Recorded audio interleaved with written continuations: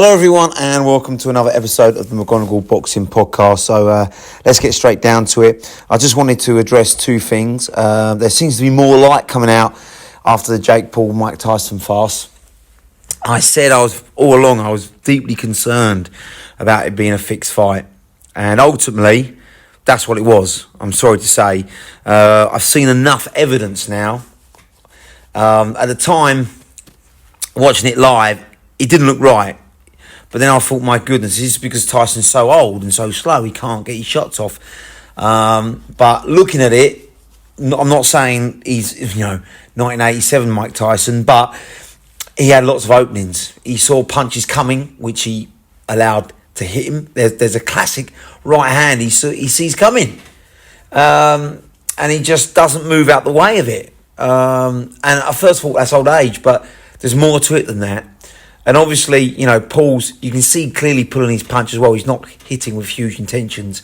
And Tyson, like I say, you're seeing him slip punches from Paul, come up, ready to punch, and he pulls back.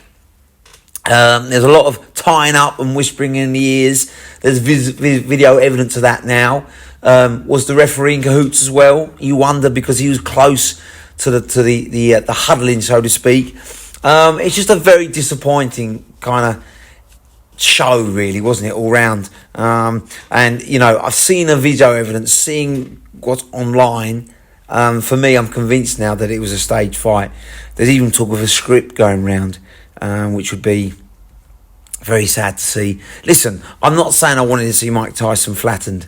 I'm not saying that. I think a lot of people would like to have seen Jake Paul get stopped. But don't con the public like that. Just make it a 2-round fight, and go at it for 2 rounds rather than an 8-round stage fight like that. Because personally, I think it has done a lot of damage to Tyson's reputation. It was very sad to see. But the fact that you're talking about you're doing it for your kids, you're going to show your kids you're special, then you fix a fight like that. I don't know. I've lost a little bit of respect, if I'm being honest with you. Listen, 20 million is 20 million, and you can't scoff at that. And probably everyone would fix a fight for 20 million. But when you're Mike Tyson, do you need to do that? He's already well off now. He's got a weed farm that's lucrative. He's got lots of podcasts. He's got lots of endorsements. He's a fantastic comeback in his life. But obviously he's taken the money and run there. So it's sad to see. Like I say, Paul and Tyson will never come out and admit this. But we know now, looking at the evidence, more than ever, that it's a convinced fight, as a fixed fight. And at least I'm less kind of sad now, because it was horrible to see at the time, thinking, oh my goodness, this is Tyson getting beaten up by a YouTuber. But now I realise it was a fixed fight, a staged fight. The sadness has gone. It's just more anger, I think.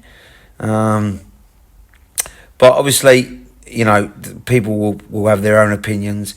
But for me, it was definitely a fixed fight now, what I've seen, and I was wondering why Tyson, when he was able to get inside, he didn't unleash like you see on Instagram. And now, I think he accidentally caught Paul once on the chin, half baked, and Paul gave him a look as stuck his tongue out, as if to say, look, don't forget our deal. So, very disappointing. You feel like you've been robbed and conned of what could have been an entertaining fight. Just make it 2 rounds, but go at it. May the best man win. And obviously, have a good referee. If Tyson's struggling, immediately step in. Don't let him take the knockout blow. But yeah, I feel like we've all been conned. I wasn't impressed with the Netflix production in terms of, the buffering. It was a nightmare to get on, wasn't it? I know I wasn't the only one. Lots of people struggled to get on because of overload. Netflix pretty much crashed. So it's disappointing to see. I think, are they one and done? Probably not. They're probably going to see the viewing figures and go again. But for me, I think the zone smokes the Netflix in terms of production. I don't want to see Tyson fight again either. I mean, just, it's sad to see, I don't want to see him fight Holyfield in a trilogy. They're talking about that. The only person I'll ever see him want to fight is John Fury.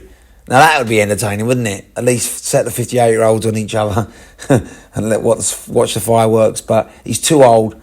he doesn't have it in his heart anymore, like as that fixed fights you saw. And as for Jake Paul, I don't really want to see him fight again either, because everything's staged, everything's on his terms. Unless he's going to fight a young, hungry lion, I'm not interested anymore. And let's make no mistake about it. His numbers are dwindling. Without the Tyson, I'm not sure. The Mike Perry fight didn't do great numbers. Anderson Silva didn't do great numbers. This was all about the Mike Tyson show. So, that's why they sold out the arena like they did. So, I'm not interested in Jake Paul anymore, to be honest with you, unless he fights a live opponent who's not under 50. But I don't want to see Mike Tyson fight. Please don't let anyone who cares about Mike Tyson. This fight should never really have happened anyway. And that was an absolute shit show, wasn't it? A fixed fight. And the state of Texas needs to realise now that people aren't going to keep paying for that. I don't think it'll happen in the UK, and I don't think people will pay to see Tyson again after that. So I hope he retires. He's an all-time great, but that was a shit show and a fixed fight. And that's the most angry thing about it all, because the public has been ripped off and conned. And why would you do that in front of the world? At least have your pride and fight. But money speaks, doesn't it? Money's the root of all evil, and it's just another Jake Paul script. That's the sad thing about it. So they're my final thoughts. Like I said, I was always wondering, why is Tyson not closing the distance? Why is he not throwing in combinations? Why? And at the time you think, it's down to old age. But when you watch it back slowly, he had opportunities to still throw, and he didn't. He pulled his punches. He had opportunities to close the gap, but he didn't. He kept at range, and he just, barely threw a punch after round one. So it's almost like round one, he caught Paul a few times, then Paul grabbed him and said, listen, don't forget our arrangement, and that was it. After that, he barely threw a punch. So a shit show, disappointing, and I'm not going to carry on anymore about this fight, because it makes my sort of blood boil a little bit when you feel like you've been ripped off, conned. But listen, the main thing is Tyson's healthy. That's the main thing. He got a good payday. Paul's got a payday. Their eyes on boxing. It wasn't a good night for boxing, but at least, their eyes on it. But for me, it can't happen again. If this keeps happening, it's going to be a freak show for boxing, and boxing won't be taken seriously. So for me, this is a one and done. You can't have Tyson fight again. I don't want to see freak shows like this again. Sadly, their money talks. It probably will happen again. That's the sad thing, but I won't be tuning in. All right, guys, let me know what you think. For me, fixed fight, and that is a travesty for boxing. All right, guys, I'll speak later about the Katie Taylor fight. I'm out now. Bye.